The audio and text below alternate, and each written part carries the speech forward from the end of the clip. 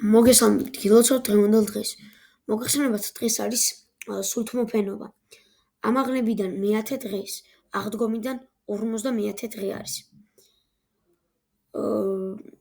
ამ დღეს მოციქულებზე და იესო ქრისტეს 120 მოწაფეზე სულწმინდა გადმოვიდა. დავიწყებ ხა თავიდან. ამაღლების შემდეგ მოწაფეები იერუსალიმში დაბრუნდნენ. ისინი ერთად ელოდებოდნენ დაპირებულ მუგეშის მცემლის სულწმინდის მოვლენებას. ამაღლებიდან მეათე დღეს, რომელიც აღდგომიდან 50 დღეა, დილის 9 საათზე იერუსალიმში მოულოდნელად ამოვარდა 22 ქარი. ციდან გარდამოვიდა ღვთაებრივი ცეცხლი და მოწაფეებს ცეცხლის ენების სახით დაადგა თავზე. მოწაფეებმა, რომლებიც მანამდე ებრაელებთან შეხვედრას ერიდებოდნენ, საოცარი ძალით დაიწყეს ქადაგება სხვადასხვა ენაზე. სულწმინდის მადლი ქრისტეს 120 მოწაფეზე გადმოვიდა, მაგრამ უკვე პირველ დღეს წმინდა პეტრე მოციქულის პირველივე ქადაგებამ 3000 ადამიანი მოაქცია ქრისტიანობის ქვეშ. სულთმოფენობის დღესასწაულზე, რომელიც ასევე 12-თაგანია აღდგომიდან 50 დღეს, ტაძრებში საზეიმო წირვა-ლოცვა სრულდება. წირვის შემდეგ იკითხება მუხმოდრეკის ლოცვები, რა დროსაც პირველად იყრიან მუხლს აღდგომის დღესასწაულის შემდეგ. აქამდე ზოგადად ქართულს მართლმადიდებლური ტაძარი არც ერთი ქვეყნის კოპტიკებს ანუ სომხებს და არაბულ მართლმადიდებლებს რა ეხებათ, კოპტიკებს უწოდებენ. იმებზე არ ვიცი სამწუხაროდ, მაგრამ მართლმადიდებლებზე, მაგალითად ბერძნებზე, რუსებზე, ბელორუსებზე, უკრაინელებზე, კიდე რომელიღაც მართლმადიდებლურ ქვეყნებზე, მაგალითად ბულგარეთზე, კიდე სხვა ქვეყნებზე, ხო? იქ პირველად მართლმადიდებლურ ქვეყნებზე პირიქით, იქ პირველად იდრეკენ მუხლს ღვთის წინაშე ლოცვით აღდგომიდან. ამ დღეს ქრისტიანები ასევე პირველად ამბობენ სულწმინდის მოწვევის ლოცვას მეუფეო ზეცათაო.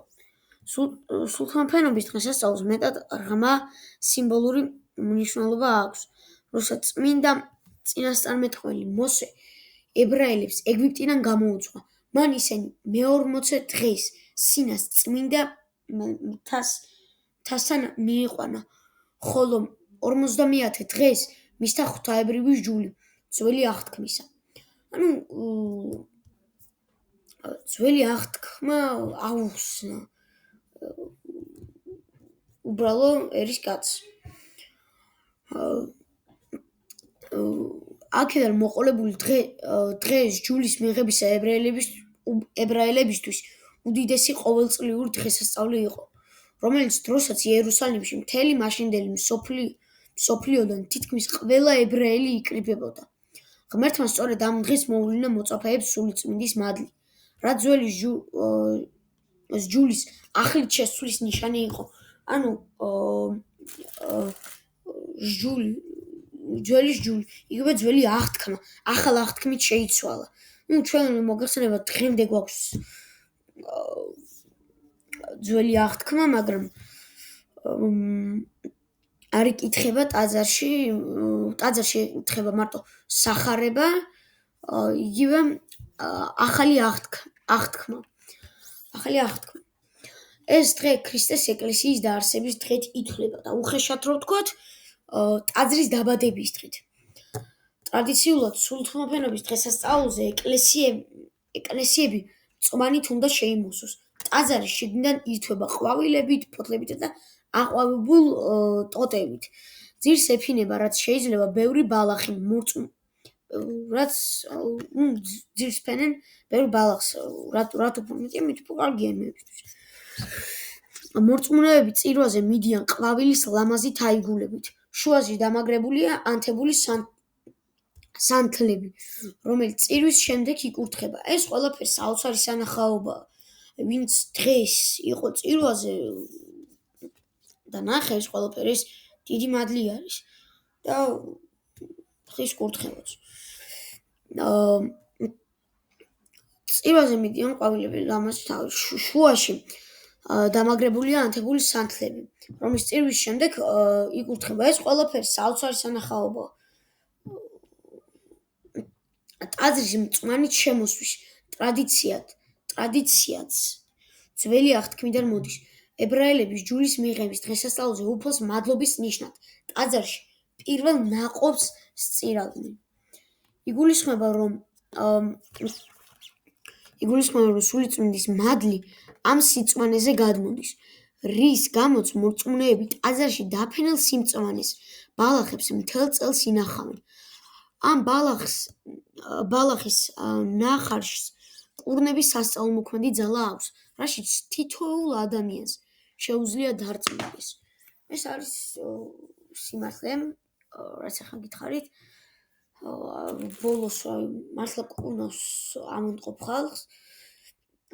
დღეს ახლა მე ხო გითხარით უკვე, რომ წირვის მერე პირველად წირვაზე რო გამოაქვთ ბარძიმი ფერჩხუმი და კიდე საცეცხლური ზიარების ბოლოს ჯერ ერთ ლოცვას წაიკითხავენ, მერე მედიაბითნე წაიკითხავს ერთ ლოცვას და მერე გამოდის მამაო ბარძიმით, სახელი აღარ მახსოვს სამწუხაროდ და საცეცხლურით. როგორც მახსოვს ფერჩხუმი. ხო, საცეცხლურით. და პატარა მოკლე ლოცვას კითხულობს და მერე გადის და საკურთხეველში აღვლინება ერთი საიდუმლო. რომლებიც მარტო სტიქაროსნება იციან, რა ხდება, საკუთარ თვალით ხედავენ და ამ საიდუმლოს პარალელურად არის ქადაგება და სულთმოფენობას ქადაგების ადგილას მამაოები იწყებენ ლოცვის კითხვას, რომელშიც მუხლს იდრეკენ ამ აღდგომის შემდეგ პირველად. და ეს ამ ლოცვის განმავლობაში ყველა სტიქაროსანი მედავითნე და მრევლის რომელიღაც ნაწილი, რომელსაც შეუძლია მუხლის მოდრეკა, მუხლს იდრეკს და სანამ ლოცვა არ დასრულდება, ესე იქნება. ეს ყველა მოქმედ ტაძარში დღეს წირვა ცოტა ხნით გაგრძელდა და ეს ამ ლოცვას სჭირდებოდა ზედმეტი 40 წუთი. ამ ლოცვის შემდეგ კიდე მოყვება ქადაგება და წირვის დასასრული მამაო ჩვენოს ლოცვით. წაიკითხავენ და ამით ასრულებენ ლოცვას. თქვენ გამოიწერეთ ჩემი არხი, სხვებსაც გაუზიარეთ და